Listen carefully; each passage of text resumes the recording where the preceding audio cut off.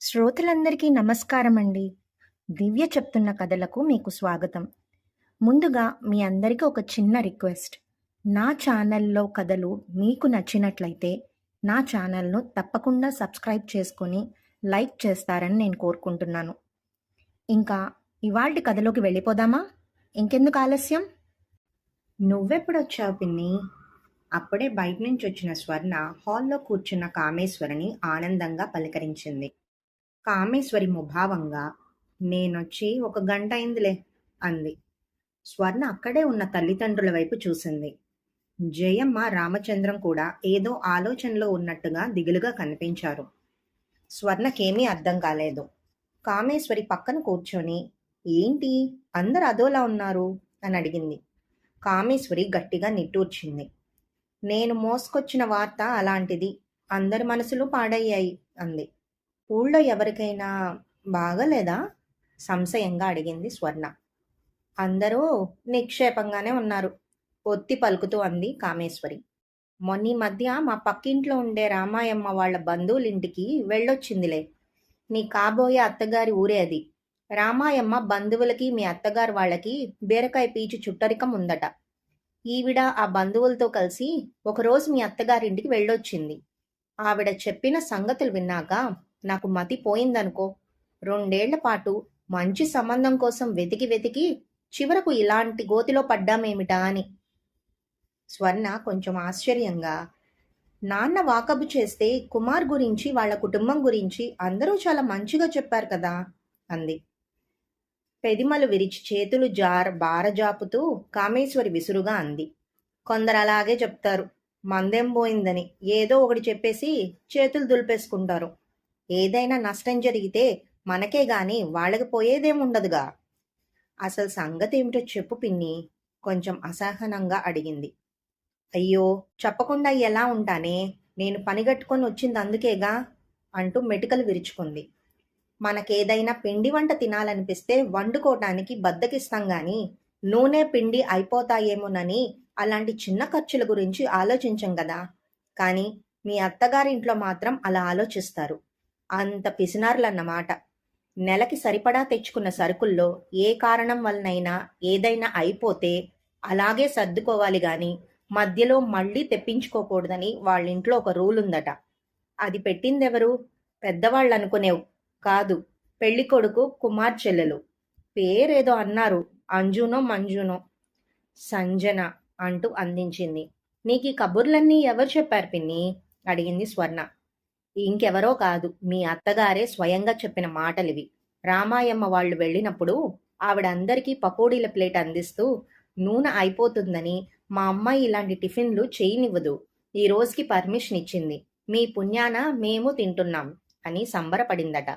ఇదే విడ్డూరం అనుకుంటే ఇంకా గొప్ప సంగతి ఏమిటంటే ఆ పిల్లే ప్రతి నెల అన్నగారి జీతమంతా తీసేసుకొని అతని ఖర్చులకి తనకి తోచినంత ఇస్తుంది.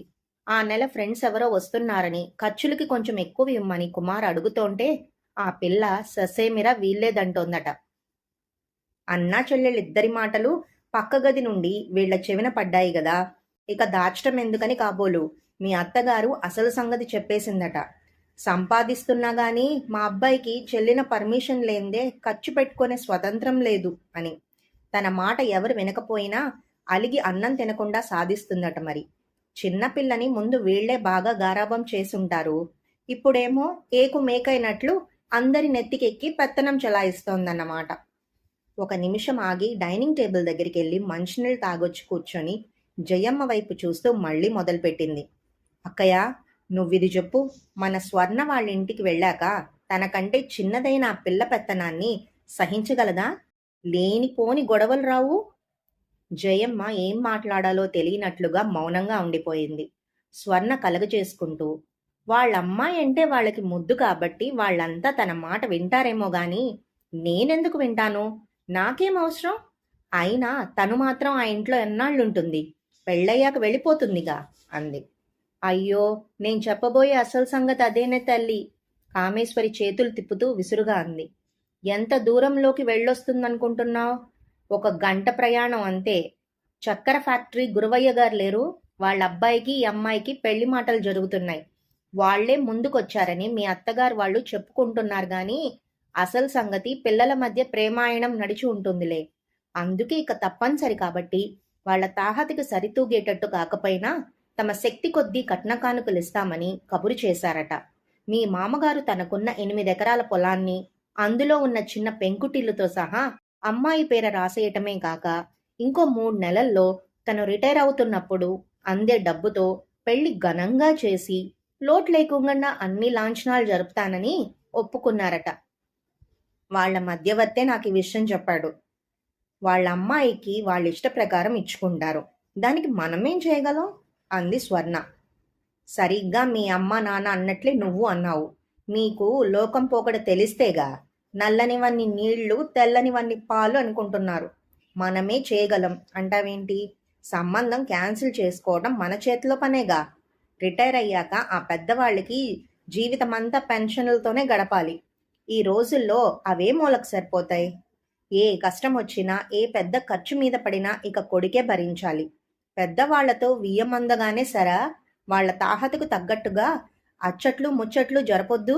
ఆస్తి మొత్తం గుత్తంగా కూతురికిచ్చేసి బాధ్యతలన్నీ మీ నెత్తికి ఎక్కిస్తారన్నమాట అక్కస్సుగా అంది కామేశ్వరి. రామచంద్రం కుర్చీలో అసహనంగా కదిలాడు. ముహూర్తం 20 రోజుల్లోకి వచ్చాక ఇలాంటి విషయాలు పట్టుకుని వెనకడుగు వెయ్యలేంగా అన్నాడు. కామేశ్వరి రుసరుసలాడుతూ, అదేం బావా అలా మాట్లాడుతున్నావు? ఈ రోజుల్లో పెళ్ళైన వాళ్ళు విడాకులు తీసుకోవడమే మామూలు విషయం అయిపోయింది.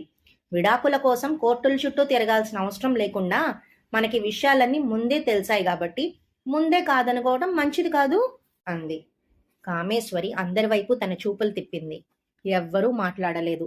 నిట్టూరుస్తూ జయమ్మతో అంది, అక్కయ్య, చేతులు కాలాక ఆకులు పట్టుకోవటంలా కాకుండా ముందే ఆలోచించమని చెప్తున్నాను. నీకు గుర్తుందిగా, మన ఊళ్ళో బంగారమ్మ పెద్ద కూతురు అత్త ఆడబడుచులు 6 పడలేకే గదు ఊరేసుకొని చనిపోయింది. అంతెందుకు, మొన్నీ మధ్యగా మా అత్తగారి చిన్న ఆడబిడ్డ 2వ కూతురు కూడా ఆడబడుచుల అఘాయిత్యాలు భరించలేకే కదా నూతిలోకి దూకింది. కాకపోతే చావు తప్పి కన్నులొట్టపోయినట్లుగా చెయ్యి విరగ్గొట్టుకొని చివరికి ప్రాణాలతో బయటపడింది గాని అక్కడక్కడ అయినా ఇలాంటి ఘోరాలు వింటూనే ఉన్నాంగా. మన స్వర్ణ నోట్లో నాలుక లేనంత మెత్తన, అవతల ఆడబడుచు అందర్నీ తన చెప్పు చేతల్లో ఉంచుకోగలిగేంత గడుసు పిండం. అంతేకాకుండా వాళ్లేమో అబ్బాయికి పైసా ఆస్తి లేకుండా చేస్తున్నారు. ఇవి లొసుగులు. ఆ పైన మీ ఇష్టం, ఆలోచించండి. ఏదో ఆలోచనలో మునిగినట్లుగా స్వర్ణ తేరుకొని చిరునవ్వు నవ్వింది. పిన్ని, నువ్వేం భయపడకు. సంజన గడుసైతే నేను మహాగడుసు. సాగనిస్తేనే ఎవరైనా మన మీద స్వారీ చేయగలుగుతారు. వాళ్ళు ఆస్తంతా అమ్మాయికి ఇచ్చేస్తున్నారని మనం ఈ సంబంధాన్ని వదులుకోవటం కంటే వాళ్లే ఆ సంబంధాన్ని వదులుకునేటట్లుగా చేస్తే సరిపోతుందిగా అంది కామేశ్వరితో. కామేశ్వరి గట్టిగా నిట్టూరుస్తూ, వాళ్ళందరూ ఒకటి, నీ మాట ఎందుకు వింటారే అంది. సంజన చదువు పూర్తయ్యాక 4 నెలల తర్వాతనే గదా పెళ్లి చేయాలనుకుంటున్నారు. నేనీలోగానే వాళ్ల కోడలనవుతానుగా. నా మాట ఎందుకు వినరు? అయినా నా దగ్గర ఒక అస్త్రం ఉందిలే అంది ధీమాగా. ఆందోళనగా ఉన్న రామచంద్రానికి స్వర్ణ మాటలతో స్థిమితం వచ్చి తేలిగ్గా ఊపిరి పీల్చుకున్నాడు. అతను కూతురుకి ఈ సంబంధం నిశ్చయించినప్పుడు మంచి కుటుంబం, అబ్బాయికి మంచి ఉద్యోగం ఉంది, బుద్ధిమంతుడు, ఈ విషయాలకే ప్రాధాన్యత ఇచ్చాడు. ఇప్పుడేమో మరదలు వచ్చి కొత్త సంగతులతో మెలిక పెట్టింది. జయమ్మ చెల్లెలు మాటలకే మొగ్గు చూపిస్తోంది. భార్యను ఒప్పించి ఏ పని చేయలేడతను. అందుకే మనసులోనే మదన పడుతూ అతనికి స్వర్ణ మాటలతో భరోసా వచ్చింది. స్వర్ణ పర్వాలేదంటోంది కాబట్టి ఇక వాదనలు అనవసరం అని చెప్పి అదే ఆఖరి మాట అన్నట్లుగా రామచంద్రం అక్కడి నుంచి లేచి వెళ్ళిపోయాడు. కామేశ్వరి మొహం చిన్నబోయింది. ఇదేమంత పట్టించుకోవాల్సిన సంగతి కాదన్నట్లుగా తేల్చేశాడు బావ. తోచితోయనమ్మ తోడికోడలు పుట్టింటికి వెళ్ళిందన్నట్లుగా చివరకు నాకు అనవసరమైన విషయంలో నేను వేలు పెట్టినట్లుంది అంది నిష్ఠూరంగా. బావుంది, నీ తప్పు లేకుండా నీకు తెలిసిన విషయాలు మా చెవిన వేశావు. ఎవరి కర్మకి ఎవరి కర్తలన్నట్లుగా ఎలా జరగాల్సి ఉందే అలాగే జరుగుతుంది. ఏం చేస్తాం అంది జయమ్మ నిట్టూరుస్తూ. పెళ్లి రోజున విడిది నుండి సంజన తన బంధువుల ఆవిడని తీసుకుని స్వర్ణ ముస్తాబవుతున్న గదిలోకి వచ్చింది. ఆవిడ స్వర్ణను ముందుగా చూడాలనుకుంటే తీసుకువచ్చానని స్వర్ణకు పరిచయం చేసింది. పట్టుచీర కట్టుకొని కూర్చున్న స్వర్ణకు పూల జడ వేయటం పూర్తయింది గాని ఇంకా నగలు అలంకరించలేదు. మెడలో సన్నటి గొలుసు మాత్రమే ఉంది. ఆ బంధువుల ఆవిడ స్వర్ణను పరిశీలనగా చూస్తూ, అమ్మాయికి సింపుల్గా ఉండటమే ఇష్టం. నగలు పెట్టుకోదని చెప్పి మా ఇంటికి ఇలాగే పంపించేయురు గదా అంది హాస్యంగా. అది నిజమే. మీరు బాగానే తెలుసుకున్నారు. ఇంకా సమయం మించిపోలేదు. ఆలోచించుకోండి అంది అక్కడున్న కామేశ్వరి వేళాకోళంగానే. సంజన స్వర్ణ వైపు ఇష్టంగా చూసి చిరునవ్వుతో, మా వదినే బంగారం. వేరే నగలెందుకు అంది. సంజనతో వచ్చిన బంధువులావిడ, అదేమిటే నువ్వు వాళ్ళ వైపు మాట్లాడుతున్నావు? మనం మగ పెళ్లివారం, పంకలు పెట్టాలి, అది మన హక్కు అంది నవ్వుతూ. సంజన స్వర్ణ భుజం చుట్టూ చేయి వేసి, నిశ్చితార్థం రోజునే వదిన మా ఇంటమ్మాయి అయిపోయింది. తనని ఎవరు వేలెత్తి చూపినా నేను ఊరుకోను అంది. అమ్మో, నువ్వు నిజంగానే మీ వదిన మీద ఈగను కూడా వాళ్ళనిచ్చేటట్లేవు అంటూ అందరూ సరదాగా నవ్వారు. సంజన వాళ్ళు వెళ్లిన కాసేపటికి స్వర్ణను అలంకరిస్తున్న వాళ్ళు బయటికి వెళ్లారు. కామేశ్వరి బుగ్గలు నొక్కుకుంటూ, ఆ పిల్ల గడుస్తనం ఎలాంటిదో నేను చెప్పలేదు, ఇప్పుడు నువ్వే చూసావుగా అంది స్వర్ణతో. స్వర్ణ ఆశ్చర్యపోతూ, అదేమిటి పిన్ని, తను నన్నే సపోర్ట్ చేసిందిగా అంది. నీకేం తెలియదని నేనెందుకు అంటున్నాను? మెచ్చుకున్నట్లుగా మాట్లాడి నీకు కుచ్చు టోపీ పెట్టేసింది. ఆ మాత్రానికే నువ్వు నిజంగానే మురిసిపోతున్నావు. తనకెదురు లేకుండా చేసుకోవడానికి మంచి మాటలతో అప్పుడే నీ ముందరి కాళ్లకు బంధం వేస్తోంది. స్వర్ణ కళ్ళెగరేస్తూ, అదేమిటో నేను చూస్తాగా అంది. స్వర్ణ అత్తగారింటికి వెళ్ళిపోయింది. కొన్నాళ్ల తర్వాత కామేశ్వరి ఎవరో బంధువుల పెళ్లికి వెళ్లి వస్తూ మధ్యలో స్వర్ణ అత్తగారి ఊళ్ళో ఆగింది. అప్పుడు స్వర్ణ అత్తమామలు కూడా బంధువుల పెళ్లికి వెళ్లారు. కుమార్ ఆఫీస్కి, సంజన కాలేజ్కి వెళ్ళగా స్వర్ణ ఒక్కతే ఇంట్లో ఉంది. పిన్నిని ఆనందంగా ఆహ్వానించింది. కాసేపయ్యాక కామేశ్వరి, బాగా చిక్కినట్లున్నావే, మీ అత్తగారు వాళ్ళు నిన్ను కడుపు నిండా తిననివ్వటం లేదా ఏమిటి అంటూ ఆరా తీసింది. నీకు చిక్కినట్లుగా కనిపిస్తున్నానా అంటూ స్వర్ణ నిట్టూర్చింది. దిగులుగా మొహం పెట్టి, ఈ మధ్యలో నేను 2 కేజీల బరువు పెరిగానని చెప్పి ఇంకొక్క కేజీ అయినా పెరగటానికి వీల్లేదని సంజన నాకు వార్నింగ్ ఇచ్చి రాత్రిపూట పుల్కాలే తినాలని ఆర్డర్ వేసింది. అప్పుడేమో అనుకున్నాను గాని పిన్ని, నేను తన పెత్తనానికి తలవంచక తప్పలేదు అంది. కామేశ్వరి కళ్ళు పెద్దవి చేసి చూసింది. చూసావా చూసావా, నేను చెప్పిందేలా నిజమైందో? ఎంచుతుంటే మంచమంతా కంతలే అన్నట్లుగా ఉంది సంబంధం అని నేనెంత మొత్తుకున్నా మీరెవ్వరూ నా మాటలు లక్ష్య పెట్టలేదు. ఇప్పుడేమో ఏదో సామెత చెప్పినట్లుగా ఇంత బతుకు బతికి చివరికి కడుపు నిండా తినటానికి కూడా నోచుకొని పరిస్థితి దాపురించింది నీకు అంటూ. కామేశ్వరి ముక్కు చీదేస్తుంటే స్వర్ణ ఫక్కున నవ్వింది. నేను తమాషా చేశాలే పిన్ని అంటూ మళ్ళీ అల్లరిగా నవ్వింది. నీకసలు సంగతి చెప్పనా? మా అత్తగారికి మామగారికి కొలెస్ట్రాల్ పెరిగిందని నూనె వాడకం బాగా తగ్గించాలని డాక్టర్ గట్టిగా హెచ్చరించారట. అందుకని నెలకని తెచ్చిన నూనెతోనే గడపాలని సంజన రూల్ పెట్టింది. ఖర్చు గురించి కాదు. వీళ్ళింట్లో రోజువారీ పండ్ల ఖర్చు 100 రూపాయల పైనే ఉంటుంది తెలుసా? ఇంకో సంగతి, మామయ్య గారు తను ఉద్యోగం చేస్తున్నా కదా అని కుమార్ని తన శాలరీ అంతా బ్యాంక్లో వేసుకోమని చెప్పారట. అయితే అతను ఫ్రెండ్స్తో పార్టీలకు ఖర్చు చేసేస్తుంటే సంజన అన్నగారితో ఒక ఫ్లాట్ కొనిపించి బ్యాంక్ లోన్ ఇన్స్టాల్మెంట్స్కి ఎక్కువ మొత్తాన్ని జమ చేసి మిగతాది మాత్రమే అతని ఖర్చులకు ఇస్తోందన్నమాట. అతని దుబారా ఖర్చుల్ని తగ్గించి ఆదా చేయించే ప్రయత్నమే తప్ప మరొకటి కాదు.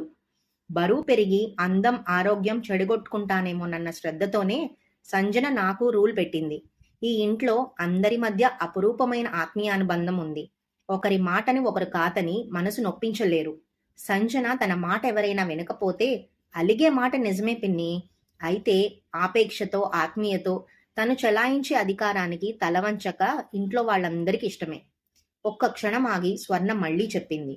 మా అత్తగారు సంజన పెట్టే రూల్స్ గురించి తమాషాగా సరదాగా చెబితే మీ రామాయమ్మ వాళ్ళకి వేరేగా అర్థమైంది. ఒకరి మాటలు ఇంకొకరి దగ్గరకు చేరేటప్పటికీ వాటి రంగు రుచి మారిపోతాయనడానికి ఇదే ఉదాహరణ. అర్థమైందా పిన్ని? కామేశ్వరి స్వర్ణ వైపు విచిత్రంగా చూసింది.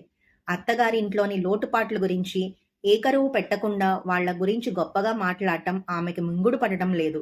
మొహం చిట్లించి చూస్తూ, నువ్వు అమాయకురాలివి, ఎవరైనా నిన్ను చిటికెలో బుట్టలో పెట్టేయగలరు.